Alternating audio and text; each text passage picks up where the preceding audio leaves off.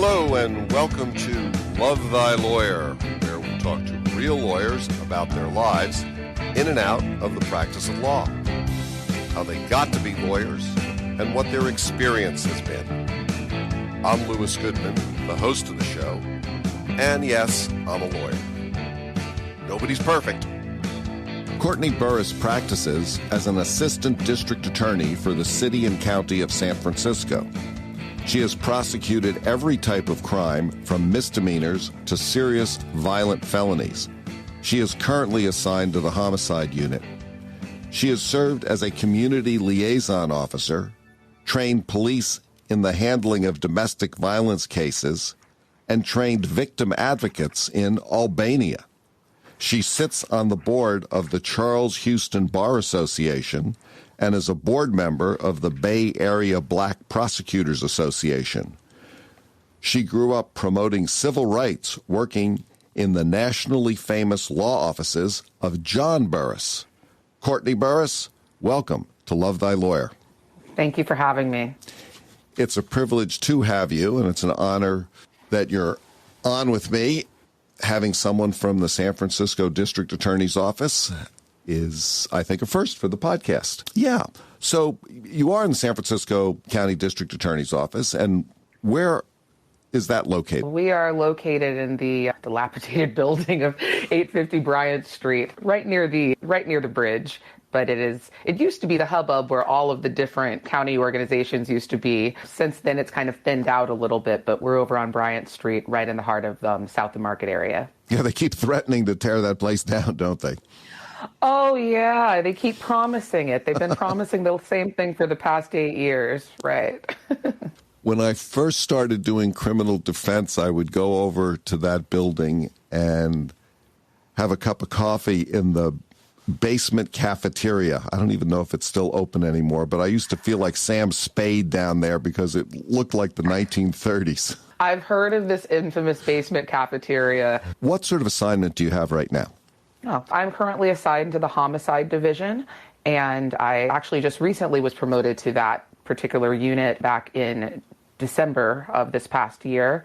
Prior to that, I had spent close to 2 years in the child assault, sex assault unit, and then immediately before then, I had what we called the high lethality grant in the domestic violence unit, where I'd been for several years prior. Where are you from originally? I'm from Oakland, California. And where did you go to high school? In Oakland? Bishop O'Dowd, actually. I just had the pleasure of going back to campus last week to visit and see that, just like you described, this building, it hasn't changed since the 50s, apparently. What sort of activities did you participate in when you were in high school? Well, I started in acting because, believe it or not, I actually wanted at first to pursue a career in acting. So I took a lot of classes in the drama department. But because it was one of those schools, quintessential high schools, where there were a lot of different things that you could get into. But if you were in drama, that meant you had to be hardcore drama all the time. And I wanted the more diverse, the kind of funner, broader range of high school activities. So I did cheerleading when I first started. Back then, it was a Catholic high school, so they were very conservative. They wouldn't really let us do a whole lot. And so I got out of that early on and decided that I wanted to take on a more competitive track and literally ran track. So I was on the track and field team for a couple of years. I ran the 100 and the 200. I was anchor in the 4x1. And, it was actually pretty good. But Bishop O'Dowd is just they excel so highly in sports that at some point I was a bit outmatched. But I hung in there as long as I could. All of those things sound like great preparation for being a trial attorney. Definitely. It's not that you're acting in terms of, being a fake person or being disingenuous, but what acting teaches you is, how to use your body and how to use your voice in a way that is intentional in conveying a message. When you graduated from O'Dowd, where'd you go to college? I started at Cal State Northridge, CSUN, down in Southern California area. And I stayed there for about 3 years and transferred to UC Santa Barbara. And while I was there, I majored in psychology because that was a field that I was considering as a potential career path if I didn't ultimately go forward with law. Now, you eventually went to law school. Did you take any time off between college and law school, or did you go directly? Well, that wasn't quite by choice. So I graduated from college in 2008. And as you know, that's, when the big recession hit. And I had assumed that I was going to go, immediately into law school. I had taken the LSAT and I didn't apply to enough schools, So second time around, I want to say I played the law of large numbers, but, from a strategic standpoint. And, ultimately I got my two highest choices were USF School of Law. I was really looking to get back to the Bay Area, and that was one that was offering a nice scholarship opportunity. Between that or Tulane School of Law, which was also offering a scholarship, but I just couldn't wrap my head around moving to the Deep South. I just couldn't do it. I'm too much of a California girl through and through. I got into Tulane Law as well, and I gave some consideration to going there, and I couldn't quite wrap my head around going to the Deep South either. When did you first start thinking about being a lawyer? Oh, very, very early on in my formative years. As you stated earlier, I grew up essentially in a law household. My father is a well-known civil rights attorney. How much time went by between the time you went from college to law school? Was it a year, 2 years? 2 years. What did you do during that interim time? Well, at first I had clerked at a law firm, a boutique business litigation firm, and that was it was interesting just to see a completely different side of law that was removed from social justice and victim rights advocacy. And I'm glad I had that experience, but it kind of solidified for me that really wasn't the pathway that I wanted to take with law. Do you think having that time off between college and law school really kind of helped you focus once you got to law school? Definitely. What was your path from USF to the San Francisco District Attorney's Office? Yeah. So you kind of have to, backtrack a little bit into, why I chose prosecution. Why did you choose prosecution? Yeah, because, so like I said, I knew early that I wanted my career to be working with and advocating for victims of the violence of discrimination and crime. But I was also raised in an era, during the 90s and during the 80s where this is the court TV era. This is the time when a lot of cases, the most highly publicized cases, that were very prominently displayed in the media and that I saw a lot in either the news or in documentaries. These were cases that really showcase the intersection between what it's like to be a Black and brown person when you come into contact with the criminal justice system.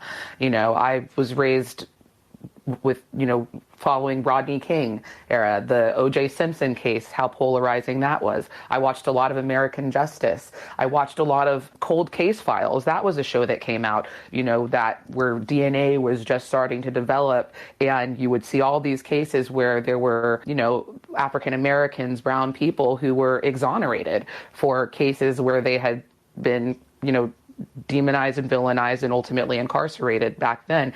And so I became very interested early on in understanding how the system values a Black life, and how too often you would see from a victim standpoint that their Black and brown people's victimhood is not regarded as necessary to protect at the highest level, at the same level as perhaps their other counterparts. And so to the extent that I can lead by example and let people see that there are African Americans who not only care about their community, but also care about accountability and wanting to, again, protect the community. And what I really appreciated about prosecution is the exercise the discretion that you have. Not only am I making sure that victims of all colors are treated with dignity and respect and held with the highest regard, but on the other hand, equally as important is me making sure that whoever comes across into the system as the accused are treated, again, equally and with the fairness that the Constitution demands. And what was the original question? Well, the question was, okay, so you had a sense that prosecution might be a good career move, something that you were interested in. So how did you get from USF to the San Francisco District Attorney's Office? Yeah. So I had initially decided that I wanted a more neutral experience. So I clerked for Judge Brenda Harbin-Forte. She is this fantastic Superior Court judge out of Alameda County. She's one of my mentors.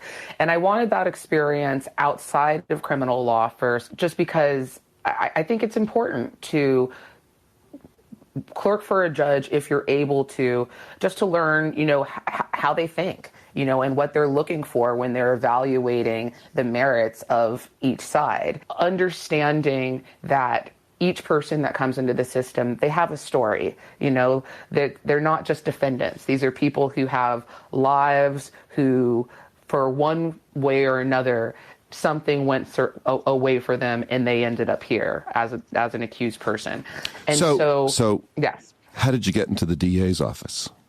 How did I get into the DA's office? Yeah. Well, I went into the San Mateo County DA's office as a law clerk back in 2012. And then San Francisco almost actually didn't happen for me because I applied for their post-bar program. So, the program while you're waiting for your bar results. And I kept getting a call from this blocked number. And I don't pick up blocked numbers, ever. And so something had told me, after several weeks of getting this blocked number, to finally pick up the phone. And I did. And it was Lisa Ortiz, who used to be with the office, saying, "We've been trying to get a hold of you, would you like to come in and interview for post-bar?" So I did. And Christine DeBerry, and that was to the person who interviewed me. She was the chief of staff to Georgia Cascone. And, I was able to, impress them enough or, show them that I was an ideal candidate for their post-bar program. And the rest is kind of history from there. Thankfully, the bar worked out for me that first time around. I did their volunteer attorney program for a couple of months until I got my first trial under my belt, which I actually lost. But literally the day after I got my trial under my belt, they hired me as a full-time attorney. If a young person was thinking about a career choice, would you recommend the law? Absolutely. Definitely. And I would say because there's so much that you can do with it.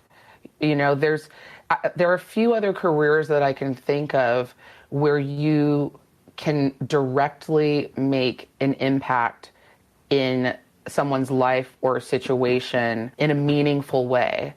Because, granted, not all laws are for everybody. Like, not everybody can, has what it takes to do criminal law, but there's wills and trusts, there's corporate law, there's contract law, there's general counsel, there's even if you're not actively practicing law, it's a degree that no one can take from you unless you did something unethical that you shouldn't have been doing, and there's just so much practical value that that it adds, even if you decide, I don't want to do law, I want to do business later. Well, it certainly doesn't look bad on your resume that you're also a lawyer too. How is actually practicing law either met or different from your expectations? I think it's met my expectations. I've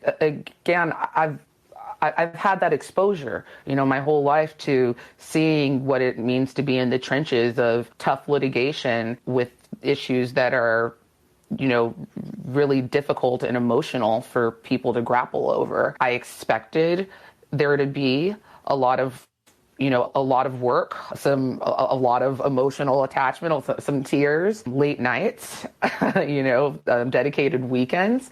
And that has been exactly what it's been about.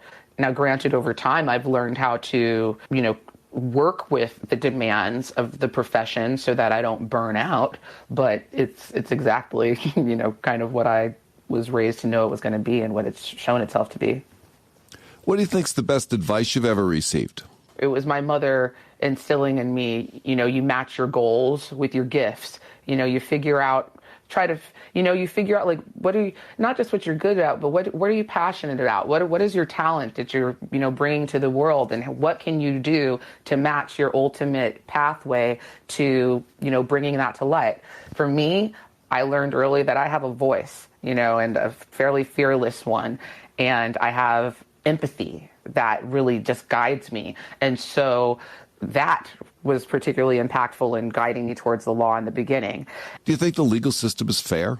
I think that there are aspirations to make it fair, but, because I think that really speaks to, what is justice, right? Because when we think of justice, we think of the word fair. But what's considered fair for one side of the table may not necessarily feel fair for the other side. I believe all of those purposes of the justice system are put in place to try to achieve some sense of fairness and justice. But, unfortunately, a lot of the times it doesn't come out pretty. It doesn't come out with all sides feeling like they're winning. But I think that generally speaking, our system as a whole is striving towards a measure of fairness. I'm going to shift gears here a little bit, Courtney. How is practicing law fit into your personal or family life? Well, as a very single gal with no children yet, it fits in quite well.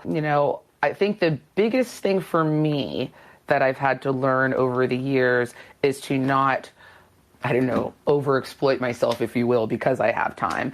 I realize just for my own personal health, and because this is an endurance game, this is a marathon. What sort of recreational pursuits do you enjoy? Well, I'm really into fitness. I do really recognize the connection between mind, body, and spirit. And so, I make it a point at least 5 days a week to do something that's very active. Before the pandemic, I was really into powerlifting, against my mother's recommendations or her wishes. Powerlifting. I'm running. I was hoping to train for a marathon, which would have been my first marathon, and I'm still hoping to get out there. And then yoga. Yoga is something, particularly in the pandemic, that I've really taken up a lot, and more so, and ironically, because a lot of people think, oh, that's low impact, you're not doing anything. But ironically, I have found that the yoga that I've been doing has not only just elevated me in terms of fitness, but mentally, the level of focus, the calm, the being able to kind of work through the discomfort and the storm, if you will. I channel that with me in court now, because you'll be arguing, a really tough motion, heavily contested, adversarial, but knowing that you can center yourself and not be as reactive, but rather be, in control of how you choose to confront the situation. That's been great. I like to hike. I basically chase the sunshine, like recreationally. If it's sunny, you will see me at the lake. You'll see me at the beach. If there are any pickup volleyball games or soccer games or anything like that, I try to stay engaged. Also, I'm big into the house music community. in Oakland, there's soulful house. There's just a really beautiful community out there with great music, and I love to dance. How about travel? Have you been any place that you've found interesting? Yes. So I have, last year I got out several different places. I made it to Maui twice, and that was beautiful. I went to Tulum last year. Where's that? Tulum is, if you haven't made it, you should check it out. It's on the Caribbean side of Mexico. And if you fly into the Cancun airport, you take about an hour and a half drive a little further south, and you are just met with this beautiful Caribbean beach. How do you define success? That is something that I really did contemplate a lot over the past year. And I know that if I show up and I put everything out on the table and I give it my all and I can genuinely say that to me is success. It's not about necessarily what the outcome was. It's the fact that I showed up and I didn't phone it in. We can't control the way the world's going to receive us. We can just control, the effort that we put into what we do. Let's say you came into some real money in your life, $3 or $4 billion. Ooh. What, if anything, would you do differently? Well, I know I would still work. I would still work because I'm mission driven. You certainly don't get into prosecution for the money, So, but I would do more philanthropic work. Unfortunately, the way that where I'm at right now, the phase that I'm in, everything that I earn, it goes to bills, it goes to being a self-sustaining ship. And so, the opportunity to, give scholarships, donate to those who are less fortunate, make sure that my family, who don't come from the same means that I necessarily did, that they have prospect towards futures, that my nieces and nephews that they're, taking care of in terms of their college and their whatever career goals they have in that regard. And then that would extend out to the community as well. I definitely believe that we have a duty to each other. We have a duty to look out for one another as neighbors, as members of the community. And so it certainly would not be the case that you would see me sitting on my, on the top of my mansion, sipping a pina colada, watching the rest of the world, go through their struggles. I would certainly find a way to have a broader platform for the things that I care about. Let's say you had a magic wand that was one thing in the world, the legal world, or the world in general that you could change. What do you think that would be? To end racial and ethnic oppression and subjugation. Because if you think about it, how most of the world's problems have been based off of that in one form or another, right? Whether we're talking about slavery or the Holocaust or the Armenian genocide or the many other, genocides, the fact of, the civil rights movement and the incremental changes that we've been able to make, but the work that still needs to be done. Is there anything you want to talk about that we haven't discussed? Not that I can think of. I think this is a really great platform. I was listening to some of the other podcasts that you've had, and just hearing other people's experience and comparing my own, and just listening to how folks got to where they are. It's been informative, and I hope that there are more opportunities to learn more about my colleagues and hopefully pathways towards partnerships and collaboration. So I really appreciate your thinking to have me on the show. Well, Courtney Burris, thank you so much for joining me today on the Love Thy Lawyer podcast. It's been a pleasure to talk to you. Thank you for having me. Hope we can do it again sometime. That's it for today's episode of Love Thy Lawyer. If you enjoyed listening, please share it with a friend and follow the podcast. If you have comments or suggestions, send me an email. Take a look at our website at lovethylawyer.com, where you can find all of our episodes, transcripts, photographs, and information. Thanks to my guests, and to Joel Katz for music, Brian Matheson for technical support, Paul Roberts for social media, and Tracy Harvey. I'm Louis Goodman.